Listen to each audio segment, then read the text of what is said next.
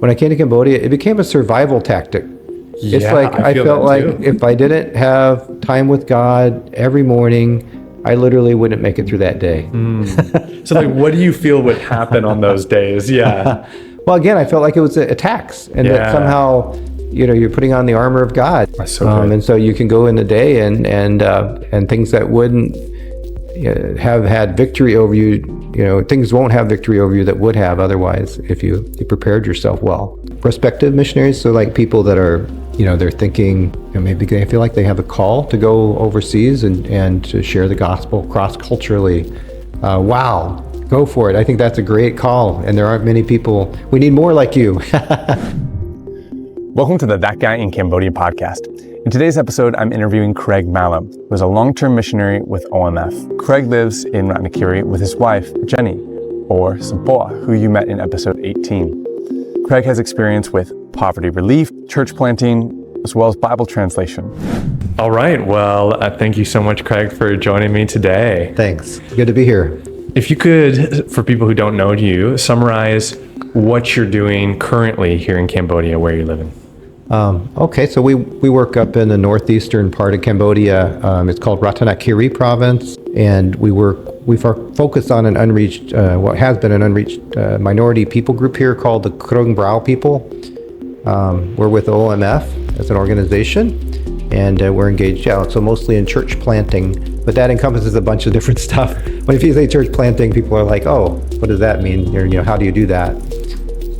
So maybe summarize some different types of church planting you've seen, and then what are you guys doing specifically? Right. Church plant is you want to see people come to the Lord, so it starts with evangelism. And I guess that's probably one of the things that people do a whole lot of different ways, right? I mean, there's so many different things that are involved when you see how people come to the Lord. And so, it can be people doing medical stuff, people giving a person a drink of, it says if anyone gives someone a drink of cold water in my name, just helping people who have physical and emotional hurts can often open the door for them then to be open to hearing about a Savior and who is Jesus. So lots of different ways that you share the gospel, but then once there are believers, then what do you do with that, and how do you, because just having people who've accepted Christ is not a church yet. You've got to have people who understand God's word, who can equip other believers, some sort of leadership in place that can, shepherd the flock, and people learning to use all their different gifts, serving the Lord, and of course, most importantly, they need to be propagating and starting new churches, leading new people to Christ. And so anyway, that's the part that I guess for us, what's been different is that we work kind of in multiple villages at the same time, and in some ways not even by choice, but a lot of missionaries that are, or a lot of places anywhere, even if you're not a missionary, you're just starting a church in your home country somewhere. You say, okay, this is the location we're going to do it. We got it. Sometimes they'll have a team of people. Sometimes it's just a married couple or a single person even, and working to establish this flock of believers. But in those cases, there'll often be that one group. They're just working with one group over years of time, sometimes to get them established. And I guess that's probably the ideal, but but in our case, we found that there were multiple villages, some of them quite isolated and far from one another, where there were people coming to the Lord, and they all needed help. They were too far from one another to sort of come together and worship together in one place. I mean, these back when we started, they didn't even have transportation. People didn't have motorbikes or anything, and they lived out in the forest. These are hill tribe peoples that live out in the forest and are farmers mostly, and so we're talking about house churches too. Although now quite a few of them have built little church buildings, but for many years then we've just kind of trying to start multiple groups up there, and that's the way it's worked for us. I love it. So when it comes to ministering to all these different church plants, what do you think those biggest needs are in terms of equipping the new church?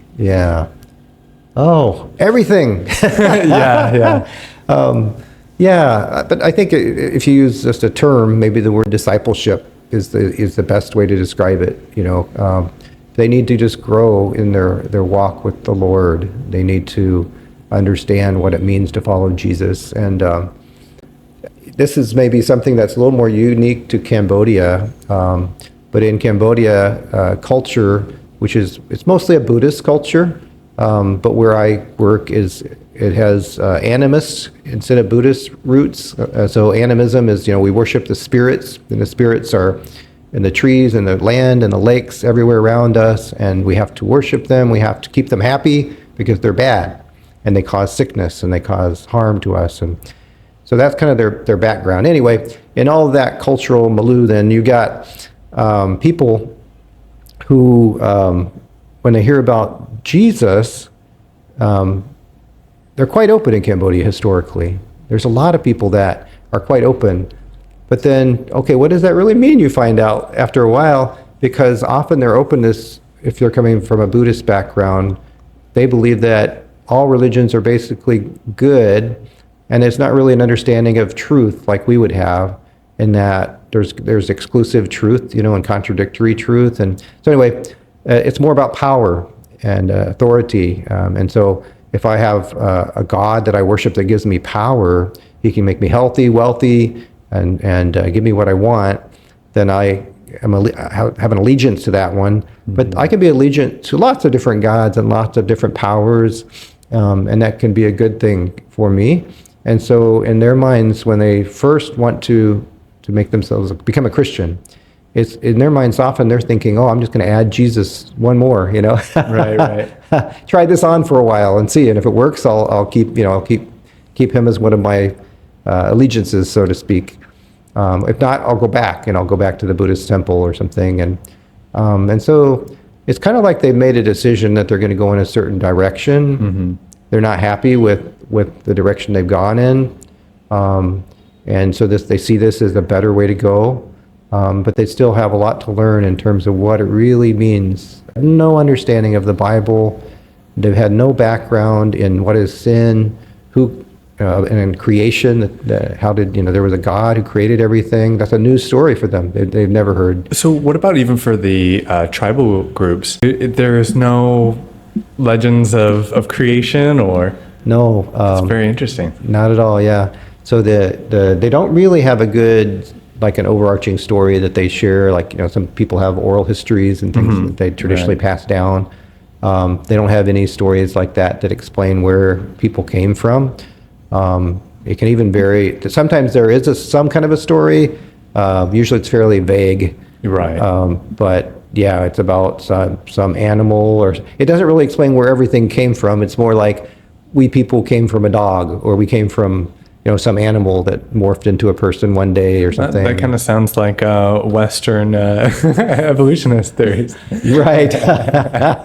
So definitely that's not what they believe either. Right, exactly.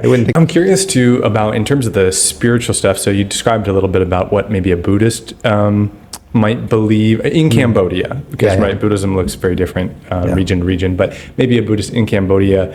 But what about some of the tribal groups? They've worshipped these multiple spirits to keep these multiple spirits happy. How does that work with Jesus? Jesus is that one more spirit that I'm worshiping. What does it look like in that context, and what does it look like for them to follow Christ? Like, when do you know, wow, they've really chosen Christ? Sure. Good question. Yeah, so again, I think like a lot of us actually, when we first come to Christianity and move in that direction, there can be a bit of a mixed bag in our motives. I can remember my own self when I first became a Christian, and I was 18 years old, in high school, and I got involved in a Christian group on my school campus. Started going to a Bible study because I wanted to get to know the girls whose house they were meeting at. And so there can be multiple reasons sort of that we get involved in the beginning, but then later on I found, I fell in love with Jesus, and so I think for them too, in Ratnakiri, some of the initial motivation can be economic, believe it or not, because if you're an animist, the way you appease the spirits is you have to continually offer animal sacrifices to them, particularly during certain times of the year. where you're pleasing them, appeasing them. And also if there's someone in the family who's sick, in order to, they have shaman who will diagnose what needs to be done for this sickness and tell you, okay, you need to sacrifice it. It's normally a chicken, a pig, a cow, or a water buffalo. Those are the main four things. And a water buffalo nowadays in Cambodia is worth about $2,000. Which is a lot. I mean, I don't even know, around the Kiri region, what is that, like 10 months of wages? Yeah, almost a year in terms of their cash income, depending on the family. They don't have a lot of cash income. They grow their own food, a lot of their own rice. But anyway, yeah, and so it's very, it can be devastating especially if someone gets a long-term illness like cancer. I mean, they're just going to keep sacrificing and sacrificing, right? Until they have nothing left. And that happens is that they will sacrifice all their animals. And so when we share the gospel, and we talk about grace, God's grace, and that God, we share the gospel, right? And so as they hear about a God who loves you, who's gracious to you, who forgives you for anything that you might have done to offend him, and again, they might not really understand what that offending would be, because with the spirits, offending can be just silly things like eating the wrong type of food can offend the spirits. They're taboos that you can't break. Right. But anyway, so Jesus forgives us from all these things, and he doesn't demand any animal sacrifice at all, because he was the perfect propitiation, the sacrifice for all of our wrongs that we've done. And so anyway, they don't understand that very deeply, but they take that and run with it. And they're like, wow, this is going to be a great thing for me. I don't want to be under this terrible bondage and burden to the spirits anymore. Right. Because the other thing is that Jesus created everything, including all the spirits and powers and authorities in the universe. And he's over all of them. He's the Lord. And so yeah, there's that as well. What about in terms of generosity, and when it comes to giving to God, is that a hard thing for them, or is there a little more joy that you see coming with it? It comes later. Yeah. Because that's not what the first thing in their mind is, I would say, at all. And many of us, again, we often are thinking, what we can get. Of course, we're looking for something that we can get when we're thinking of first following the Lord, perhaps, and yet we find that when we really understand, we out of gratefulness to God, we want to give, and I think that takes time. It just takes a long time. In Ratnakiri, some of the oldest believers now, people who first came to the Lord that are still living, they came to the Lord in the late 90s. So now it's been about 30 years, some of them. I see after about 10 or 15 years, some of them were really maturing and really getting it, And what is the sign of getting it? What are some of those markers that you see? Obviously, it's the Holy Spirit, but what are some of the fruits? God works, and God's the one that does it all. Yeah. And, it's we see just the fruit of the Spirit in their lives. We see, I think one of the things I'd say would be family relationships is one of the things that you really see changing. Being restored, forgiveness. Another thing that was quite common in their culture is the men abused their wives, physically. And so they go from drunk men beating their wives, some of them to being husbands who care for their families sacrificially, It's a huge display in the community. Yeah, and also I'd say the drunkenness is a big thing actually in their culture.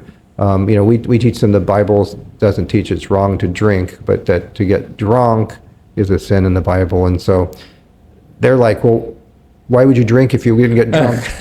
Because they literally have these 3-day feast where they just drink for 3 days. Sometimes they don't hardly eat food. They just drink their rice alcohol for 3 days. The whole village is just blasted for 3 days. Yeah. So you see that seems a common thing across Cambodia too. It's just a different style. The other Cambodian men. In the Cambodian culture, it's more men than women, whereas I think the minorities, it's both.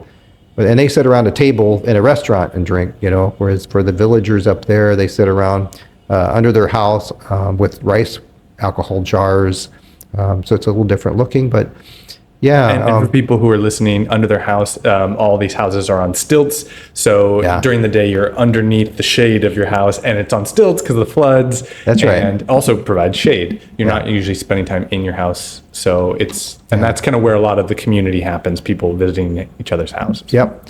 And so then another fruit would be that they're much more productive because they're not, they waste so much time. While they're all blasted in their village, sometimes the chickens are eating their rice storage over there and they don't even know it, things like that. And I think that another one would be, again, generosity. They grow, you see them growing and giving. Love it. Caring for other people, spending time for other people, helping them. Not that they didn't have any of that in their culture before. Of course, there's a lot of that in village culture, but maybe it's different somehow. Maybe there's maybe different motives. It's not an obligation. Maybe I don't know. Yeah. I think so. You see the different fruits of the spirit like that. Less anger. Yeah. So, all right. So kind of overall, I thought we could go over your journey to Cambodia and a little bit of that. And then again, like I mentioned before the interview, download some of your advice and then also tell us what God's doing in Cambodia. So I don't know which one you want to tackle in what order. Let's go with, I think the most important is what God is doing here in Cambodia. Okay. Maybe you could give me a bit of an overview. As someone who's been here for years, I loved sitting and chatting with you and learning from you and going up with you in Ratnakiri because there is so much to learn. So what is God doing? What's the state of the gospel in Cambodia? Yeah. So it's been amazing how, Cambodia went through the Khmer Rouge genocidal regime and people were very wounded, the ones who survived. They'd been through such suffering and such trauma. And out of that trauma, they were looking for answers. And they weren't finding it in their traditional beliefs. Their traditional beliefs were like, no longer useful, no longer answering the big questions of life for them, and so they start reaching out for something else. And so I think that's partly why they were so open. When in 1991 we arrived here, and at that time there had been a small church in Cambodia, but many of those people were murdered in the genocide because the communist Khmer in the 1970s murdered all religious leaders, Buddhists, Muslims, and Christians alike. And so a lot of the Christian leaders were gone. So there were about 10 little churches in Cambodia when we came, I think, and about 1,000 believers had survived. Wow. And now I believe the last thing I heard was like 2,000 churches across the country. And, I don't know how many believers, but, somewhere upwards of 300,000-400,000 of them. So the Lord has really been working these last 30 years. And one of the things that comes to my mind is we just had a man pass away in Ratnakiri whose name was Pleo. And so when I first went to visit Ratnakiri province in 93, I took a plane up there. My goal was to just check it out. We were getting ready to do a health training actually up there. And so I had to set things up for a 9-month health training. But while I was up there, I had the old VHS video cameras. I had this giant camera on my shoulder, and my brother-in-law had one in Cambodia, and I was borrowing it from him. And so I videoed everything. I went around and I was going with another organization that did health work up there, and they were very happy to have us come up and help. And as I would go along, I would interview just short, interviews for 2-3 minute, 5-minute things with people, and I always asked them, have you ever heard of Christianity? Are there any churches here? Yeah. And they would just look at you dumbfounded, like they hadn't heard of that word before, Christianity, and they didn't know what a church was. And so then I'd finally say, well, have you ever heard of Jesus? Pray Yesu. Have you ever heard of Pray Yesu? Never heard of him. Pray Yesu, what?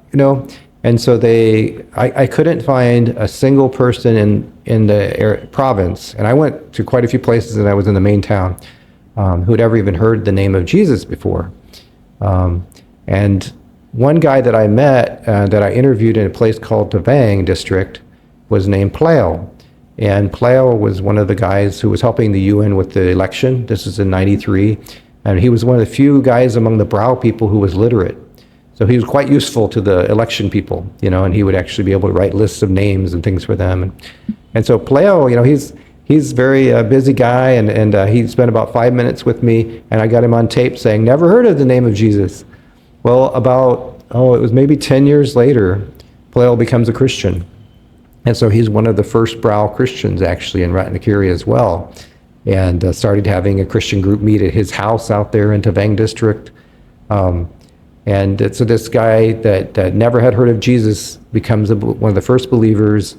And then just recently now, because he was quite old actually, even when I met him, he's now passed away and he's with the Lord. We just did his funeral recently. But yeah, just to see, and now there are several thousand believers in Ratnakiri. So God's done an amazing work up there through the work of many missionaries, through some just amazing stuff that's happened. Lord's really had a plan, and I kind of felt that when I was going around making that video. I remember going back and sharing with my organization, sharing with some other people. I just have a feeling God's got a big plan for this place. I just see that there's so much need, both physical need and spiritual need, and we can go up there and help them in both of those. And it's like something waiting to happen. Yeah, and it did happen. Or it's happening. It's still happening. So. What was that guy's testimony? What ended up bringing him to Christ? So the first believers were actually in the main town, and some of them were from what's called the Kreg people group. I mentioned we work with Kreg Brow, and Kreg Brow are actually dialects of each other, so they can understand each other. I don't know, for people who understand like Thai and Lao, that it would be kind of like that. Thai can often understand Lao, Lao understand Thai, but they're different. Anyway, so the Kreg believers that were in Ban Long, and I mean, they'd only been believers at that time for maybe 5 years themselves, or 3-4 years themselves. Some of them went out and did some evangelism out in Tavang and just shared the gospel. And Wow. Pleo was one of the first guys that heard it. And he was, like I said, he was a little bit more educated. I think Pleo had a second or third grade education. And so he became a believer from their sharing. And then other people got involved in discipling and helping him to grow. That's great. Can I ask a specific on sharing the gospel? Something I noticed when some of our Khmer teammates share the gospel is they often start at creation and they talk about that. Yep. And that seems like an essential piece because that's the evidence all around for who God is. And then there's, I don't know, what else do you think is essential, or do you see in our fellow believers? The way that they share? Yeah, what is the gospel message? Do you see it? Yeah. It's different. I mean, of course, the gospel is the same in every culture, right? Amen, but it's different sort of aspects of it, because I mean, Yes. there's there's the 4 spiritual laws or whatever you want to, we want to say, like, okay, God loves you, and what is sin, and that we've all been, forgiven through Jesus Christ's sacrifice. But then you've got the bigger story of, but what God, where, and so in this culture, because they don't have answers to that yet, you've got to start with creation. And that's why I think that's a great place to start, is just, who is God? Where did he come from, and where did we come from? And then you have a basis for understanding, that this God loves you and that he has some boundaries for you to live in, that are good boundaries that we've all transgressed and fallen short. And so I think that's a good place to start.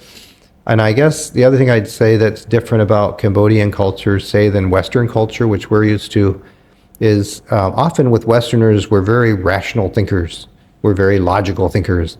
And we're very, we have these like propositional arguments in our minds, And so, I mean, I was just listening to a Christian who's a scientist, went to MIT, and he was sharing about genetics, and how genetics is proof that there's a God, because how the chain of DNA is just unexplainable. Otherwise, it's like computer code that somebody wrote. That wouldn't be very appealing to even a Cambodian that's educated. That might not be the most appealing thing to them. It's interesting, but because an educated Cambodian, a university professor, for example, would have a fear of ghosts. They would have, they would go to the temple, they would sacrifice to their ancestors, and that in order to make sure that their ancestor ghosts don't come back and haunt them, or that other types of spirits don't cause sickness. It's not that they don't go to the hospital when they're sick, but they also have very much a spirit sense of things. And so what's sometimes appealing to them is not so much all these arguments, but it's just showing that something works. So like, I mean by works, it's like Christians are good people. They're different.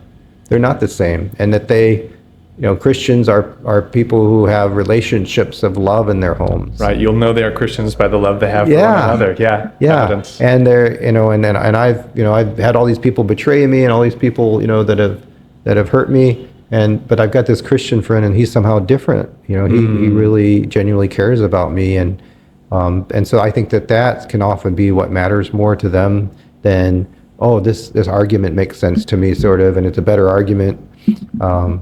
That's good too, but that's sort of like extra for them. Yeah, totally. Not the main thing that sort of appeals, I heard one of my Khmer evangelistic friends, he would just use the simple thing of like a phone, because now more and more people have phones, and he'd just be like, you think this came out of nowhere?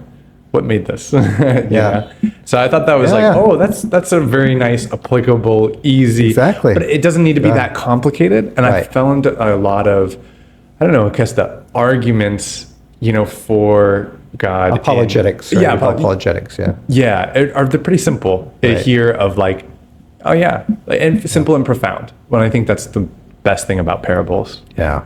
Yes, that's right. Yeah. So with Cambodians, keeping it simple is probably a good thing too.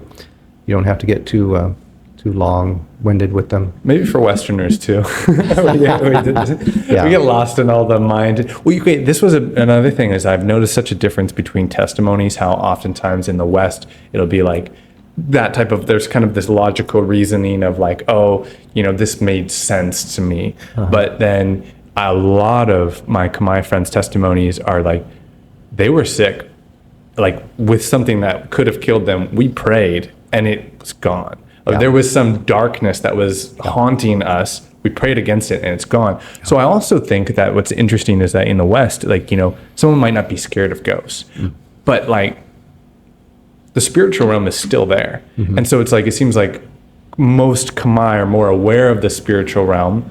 I just wondered what your thoughts on that, I guess, with how do you see the spiritual realm interacting? Is this something that Westerners are just totally unaware of, or is that being overhyped? What do you see in your experience?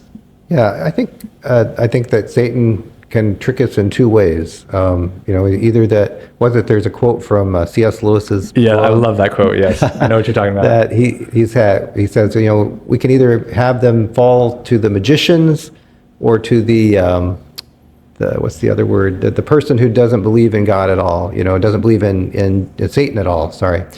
And so to believe. Yeah, I remember that quote. It was something like, you can either not. There's like two tricks the enemy uses: either not to believe in Satan or to believe that Satan does everything. Yeah, or something like that. Satan is not only exists, but that we need to give him our allegiance. We need to be afraid of him. Yeah, and so I think the Westerners, of course, fall into the first category more in that. And Satan's quite happy, if we don't really believe in him, we're not aware of his schemes and the things he's doing to destroy our culture and our lives. And so I think, that's where more Americans would fall into that category probably as Westerners. What changed for you in your perspective? I felt like I experienced a lot more spiritual stuff as I came in here. And I'd kind of like, maybe. But I think after a time I thought, and I started looking into it, and I thought, wow, there's just a lot more than I realized. And I just fall back on that, like, but God is ultimate and there's nothing to fear. Yeah. But I do think there was a lot that I kind of wish I would have known. I don't know. Did you feel like there were some things that you got exposed to spiritually? Yeah. I mean, when I go back to the States and I share with people what I do, they often will say, oh wow, you must have like seen demon possessed people every day of the week or something, and definitely that's not the case at all. I think maybe we've had a couple of experiences with people we felt were demonized in 30 years here in Cambodia, in terms of like having someone whose voices that they're speaking that are not their Right. own, type physical manifestations like that. But in terms of feeling like there's a spiritual bondage going on around you, I think it's much more evident here than and again, it's in the States. I think it still exists. Like you said, it's still there. But because maybe Satan's working in a different way there, he kind of keeps himself hidden, and you just don't sense it, you don't feel it, because he's happy for people just not to believe in him. But here, I mean, it's just so obvious sometimes. You just see things and you feel, and there's a discernment, I guess, in my heart where I feel like Yeah. I feel like that there's something spiritual going on in a lot of situations. It can be simple things. It can be things as simple as you're in the middle of sharing the gospel or preaching a sermon, and everything goes wrong. Like the power goes off, the microphone doesn't work, the storm comes. It's so loud that nobody can hear you. Right at a key moment. Things like that. Or it can be more just you meet people who, wow, you just sense there's something going on in their heart that's not as dark. There's a darkness there. Yeah. Sometimes I kind of see a lot of it in the unforgiveness with family members. Yeah. And then there's something that's just so, Strongholds that just won't give up in people. And it's interesting, but I remember one of the things I learned in Cambodia is that I had a time with God every day before I came to Cambodia as kind of a spiritual discipline. yeah. But it was kind of like, I can do this and I'd be okay if I missed it or whatever. But, for a few days or whatever. When I came to Cambodia, it became a survival tactic. It's Yeah, like I feel felt that like too. if I didn't have time with God every morning, I literally wouldn't make it through that day. So like, what do you feel would happen on those days? Yeah. Well, again, I felt like it was a tax, and that Yeah. somehow, you're putting on the armor of God. You're like preparing your mind, getting your mind renewed. You're asking for help from God, and Yes, you're the depending on humility. Him, not your own strength. That's so good. And so you can go in the day and things that wouldn't have had victory over you. Things won't have victory over you that would have otherwise if you prepared yourself well. Yeah. Okay. Maybe this would be a good time for you to download some of that advice. That's something many of my mentors have echoed, is you can't miss out on your time with God. Like that needs to be foundational. I guess along with that, what other advice could you give to prospective missionaries and younger missionaries such as myself, who we want to make the long run? We don't want to get pulled into temptation and into doing things on our own strength. Yeah. For prospective missionaries, so like people that are, they're thinking, maybe they feel like they have a call to go overseas and to share the gospel cross-culturally. Wow, go for it. I think that's a great call, and there aren't many people. We need more like you. What do you do? Where do you take that, though? I think is often a hard one, and you may not have many people around you in your circles that are encouraging you or that confirm that in you. So part of that is you need to have people, though, that look at you and say, yeah, I agree with you that this is something that you're gifted in and that you should prepare yourself to go and do. But then also you need to seek out people like that, because there aren't many people perhaps around you who have who value missions and God, the Great Commission of bringing the gospel, making disciples of all nations. And so you need to group people out like that. So I think, it's a walk by faith, and trust God. If you feel like that's something that He might have for you, then keep on praying about it and then taking the next step. Because I think it's really easy to get fearful and not take that next step. And so whatever that step might be, that step might be that you go and you contact a mission organization. You go and you try to meet somebody who's back home in the States that's been a missionary before. You sign up for some class in college that's going to help prepare you, you go on a short-term, I'm actually somebody who went on quite a few short-term mission trips, and they were helpful to me because I got to see sort of the need firsthand. I don't think I accomplished a whole lot in my 2 weeks over there, other than in myself. I accomplished a whole lot in myself in learning, and then I would also, of course, pray for the missionaries that were over there. But I think, just take that next step, keep moving forward, and God will open doors. I saw divine appointments, where he brought me in contact with people who, if it hadn't been for them, I wouldn't be here right now, But they did something, they spoke something into my life, they equipped me, they helped me know my next step. So many things, so many people that I could think of. So, how about for new missionaries? What are some of the things that you see new missionaries do that you think are very foolish? all the things that I did? No. Oh gosh. I mean, we all make mistakes. Right. And We're all learning. even old missionaries make mistakes all the time. But I think, I don't know. I guess one trend that I've seen, and it's a trend. It's interesting. I don't think it's necessarily a trend just in missions. I think it's a trend in our culture, in that perhaps the younger generations are less long-term thinkers, and they want to accomplish things very short and quick, and they're very transient. So even in the career world, you see them looking for that get-rich-quick thing. I'm going to be the next Bill Gates by the time I'm 30. But and job-wise, they tend to move around from job to job. Always look, the grass is always greener on the other side. Kind of thought. And I'm not sure that's always healthy. There may be some good to that as well. But I mean, if I'm a baby boomer, and the generation before me, the World War II people, they were like what they call that, the bootstrapper generation. They were like, they would never been outside the U.S. and they were signing up for the next 40 years to go to China, and they did it, and they just committed and they did it. Like missionaries, you mean? Yeah, I'm talking about missionaries now, but yeah. So anyway, I think there's some good to both of them, and that there's nothing wrong with being flexible, and maybe God does want to do something different, and it is time for you maybe to leave the mission field and go somewhere else or go home or whatever. But I see some of them very restless, and it's hard for them to settle in and to make a long-term commitment. And so just encourage them to think about that, and be open to that anyway, if God has it for you, that maybe, because there's a real benefit. There's a real benefit for sticking around, for 15, 20 years, right, at least.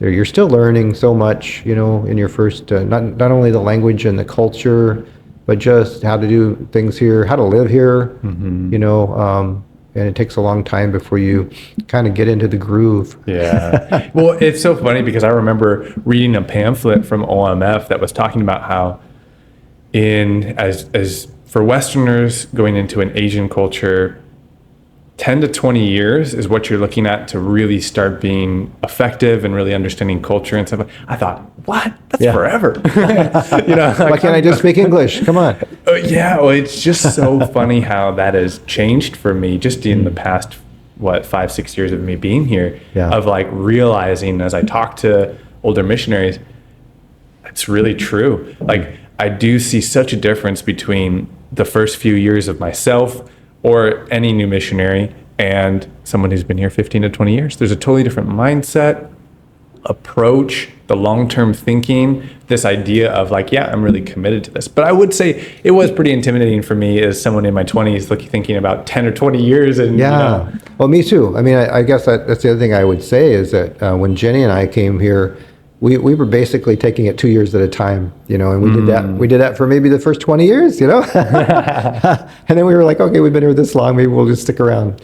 But 2 years, but I mean, just being open to it though. Yes. And not letting yourself get easily discouraged, because bad things are going to happen along the way, and discouraging things. And I can think of some really discouraging things that happened, along the way. Where it just looked like, why am I even here?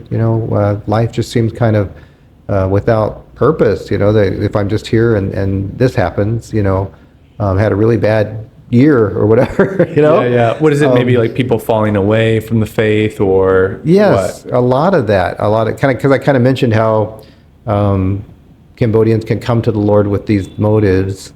And so, yeah, I mean, ministry in Cambodia, sometimes we call it the church has a revolving door. You know, people are coming in, but they're leaving almost as fast as they're coming in. The ones and people who have been in the church for many years, just one day walking away, you know, and you thought that they were really a believer, but they weren't. You know? What do you think was that? You know, what do you think goes on there? It's obviously out of our control. Yeah. No, again, I think that they didn't genuinely understand the exclusivity of God and the gospel. And in their minds, well, there's a couple different things I think that go on in Cambodia context anyway. One is that Jesus was just another God, another religion that I can add to what I've been doing, try it out, learn all the lingo, follow all the steps. But then one day, especially if I get really tested, you know, the story of the soils. Yep. And so the cares of life, you know, come in, the problems in life come in and trick them, twist them. You know, Satan plucks that seed out of their heart. And that can sometimes happen quite a ways down the road. And the other thing I think is also what we sometimes have called, you know, rice Christians or NGO Christians in Cambodia, but people who, because Christians help, and it's a good thing, but there are people who sort of play the game to get the help.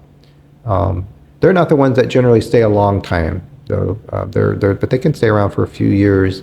But then as soon as this Christian organization is giving me something better, they're off to that one, you know? Or when there's no longer any help for a few years, you know, I'm not receiving these physical benefits, then okay, I'm gone. So yeah, and again, it's in their culture that's fine because again, they're coming from a mindset where it's okay to try these different belief systems. It's not so much about what's right and what's wrong; it's what works for me. Right, and maybe I would say we do the same thing in the West. It just, you know, we try this type of materialism, traveling, career. Exactly. You know, and so we're doing the same thing, and it just looks a little different. And the things that we're seeking and wanting, Yeah. Is it going to be knowledge? Is it going to be wealth? Is it going to be this experience? You know, what's going to fulfill me? Yeah. You know? And so they're trying something out. Yeah. Yeah. So I wondered about, so many questions, but one of them about discipleship. So what do you say is one of the most important things about discipleship? I notice a lot of people want to be with me all the time. And I feel like that's kind of like a one way that you get to model. And I bet that's pretty hard if you have discipleship going on in multiple villages. But I feel like there's something really incredible that happens with that relationship when you guys are following each other around, and or at least people who want to be discipled are following you, and they see how you deal with frustrations, how you deal with, materialism, etc. Yeah. I think just getting close to someone, meaning that, you know, you know their family, you know all their things going on in their lives, and you care about it. They know that you care about them, and they know you too. They know your weaknesses and your strengths. Yes. And your be vulnerable with that. You know, what are you doing? And then you go through life together, so that like you said, they'll see you what happens when you have a major illness, you know, what happens when someone passes away in your family, you know, or and how do you deal with that? And then the same for them when they're really tested. You know, we talked about these things that happen. You know, life can have tragic things happen to Christians, and you're there for them, and you help them to process it, and you help you sometimes just listening, just being there, a listening ear. I think over time that can be a real powerful thing in discipleship. And obviously you're giving them advice. You're an advisor. So you're helping them as they deal with life's questions. Sometimes a bit of a rebuke even. You know, we all need that as well once in a while. Sometimes people have rebuked me, and it's been the best thing. It didn't feel good at the time, but it's something I really needed to hear. I feel that. And so, a little bit of that as well, not just telling them what they want to hear, but what they need to hear. but in a loving way and in a humble way. Yeah, yeah. So another thing to just circle back to the, we're talking about the NGO Christians. I feel like Cambodia's developed quite a bit in this time. There's quite a bit of wealth going through Phnom Penh. We've got all the Mercedes and Bentleys driving around Phnom Penh. There's still poverty for sure, but it looks so different than it was. That's slowly starting to happen in provinces. Very slowly. I was gonna say in Ratnakiri, Ratnakiri is pretty far out there, so I know very different. Please shed some light on to what we should do, especially for the new missionaries who come here. We see the need and we've got bleeding hearts, and we kind of should, in a sense. Yeah. No, that's a big one, and like you had mentioned, books have been written. Go and read some of those books. I would say would be the first thing, because there's no way that I could give you all the advice you need in this next 5 minutes. But yeah, When Helping Hurts? When Helping Hurts, and I don't remember who wrote that, but that's a very, very good one. I just read, there's actually one, When Healthcare Hurts.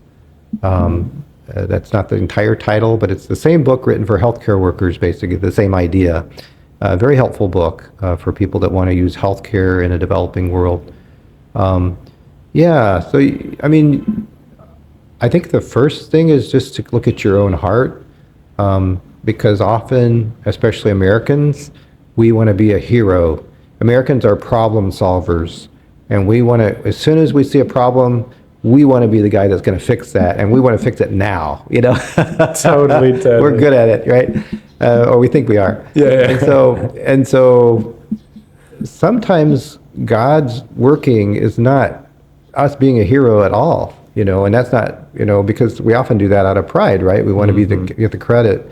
But we don't see it as pride. So maybe you could give us a good example of how to do that healthfully.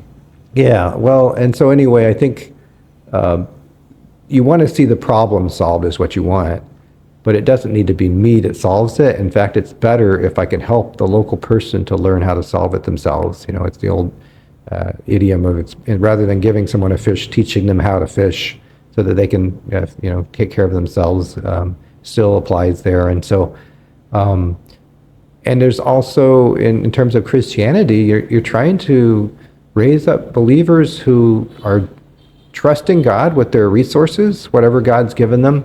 And, it's part of being a believer is giving, right? It's God God loves a generous heart. He loves a cheerful giver. If you stifle that by them always expecting you to pay for everything, they'll never learn that. In fact, they'll become very demanding and very, wanting others to take care of everything for them, and which isn't at all the Christian model. And so you need to trust God enough too to let people do what they can do. Not that you can't help though, because obviously as Christians we should be helping. But I think finding ways to do it so that whatever you do, you also allow them to do whatever they can do. So if you're helping them with a healthcare need, they need $2,000 for a surgery, but first of all, you should already have a relationship with them so you kind of know their situation. Yeah. And that they probably have this much that they could give themselves. It might be a bit of a sacrifice, but together with their kids, they could cover 500 of that, and then maybe you help with 1,000. That's just a simple example of helping that you can do, where you allow them to do what they want to do. My wife's actually much better at all this, because I think being a Cambodian, I'm married to a Cambodian American, Jenny, and I think she understands much better than I do how much people can do. Because I'll look at a family and I'll be like, they're poor, they can't come up with it. And she'll be like, no, they have this, they have water buffaloes, things like that are worth thousands of dollars, and so allowing them to do that teaches, they grow in their faith. They like, okay, I gave this, God blessed me in many different ways, and this is a pattern that they've learned then of giving and trusting God. So you want to allow that to grow and flourish in terms of the Christians in a culture, and even in terms of the non-Christians. And then I guess the other thing I would say is we call human resource development, but you want to develop people. And so that happens through education, through trainings, and through skills, passing on skills and things. Yeah. And again, it's really great if we can just hold all the skills ourselves and be the only guy that knows how to solve all the problems, and then we'll be the big hero, right? It takes a lot more time, a lot more patience, and a lot more humility to stick around, pass all the skills I can over to the other people, and then let them do it. And that can be in all sorts of realms, in just simple knowledge stuff, by teaching people and helping them to understand better about, hygiene and what makes you sick, and how do you use modern medicines to take care of your family? Because these are things that often in the developing world, they really don't know. Yeah. How do I use Tylenol, literally? Yeah. They don't know that. And it takes a lot of time, one, to build the trust so that you can share those pieces of information, but then also to kind of the follow through. People have to see the result. Because I noticed that a lot of the NGOs were having problems, even if they were giving great opportunities for like stuff that would increase your produce extra, that would double your income on your farm. People were like, oh, I don't want to farm that way. Or like, we've been doing this for generations. Why would I change That's right. And often they know, there's a reason they don't farm that way that you don't know, because they understand the local, the soils, the climate, whatever you got to know. I don't know, I'm not a farmer, but whatever you got to know, they know it better than you anyway. And so but they're lacking something. Maybe they don't know their options, and helping them to see their options better, and giving them a basic education background. So sending people off. OMF, we sponsor every year at least 10 people in university scholarships. So getting people out there who are, have computer science degrees, and nurses, and just trying to bring up people that they have more skills to give and contribute to their society is a huge thing that we need to think more in that direction, rather than us coming in and just being there for 2 years and using all of our great skills that we've acquired to try to solve it, because often our solutions aren't going to be the best ones anyway, and they're not going to last. Because once we're gone, who's going to solve it then? Yeah, and I was just chatting with my friend recently, and he was talking about how much he's seen that. People coming in with their own programs. It lasts about 2 years, or maybe a little bit longer, but they come in with their own programs. They pretty sure, because it's worked in their context, in their culture, in their experience. That's what has worked. Yeah. And so it's so hard to comprehend, and there's literally, they don't have the experience to see how it plays out in that other culture. Yeah. So I guess I walk away with that, even from the helping people as well. Consult a local that you trust, who loves God, and who could understand how much to give, how to give. That's a big one. And then maybe even with a program, run it by several locals you trust to see, is this going to help or hurt? Yeah. And I guess one more thing I'm thinking of is having a close relationship and knowing well the people that you're helping, because there are groups nowadays that just sending money into bank accounts from overseas. Oh my gosh, so dangerous, and they right? know someone, they met them, maybe they on a short-term trip, and they decide, oh, this guy's a great guy. Because they spoke good English. Yes. They said the right things. And, I'm not saying that never works. It certainly has helped in some cases, but way too many times than not, it's a swindler. And there are lots of swindling schemes in Asia where people are taking advantage of churches and of groups that come in, and they're giving them false reports. These wonderful things are happening, and they're really not true. And so just be aware of that. I mean, there are all kinds of scams in our own culture, right? We get all these. Exactly. You get all these phone calls, that they're always scamming you on your phone. Think about it. There's probably that in Cambodia too, and so there might be some guy who's scamming you and you have no idea. And so just the only way to get around that really is to spend the time to know the people well, to know what's going on, and that takes time. There's no way around it other than time. And, if you may not be able to do it if you're only going to be able to be there for a few weeks.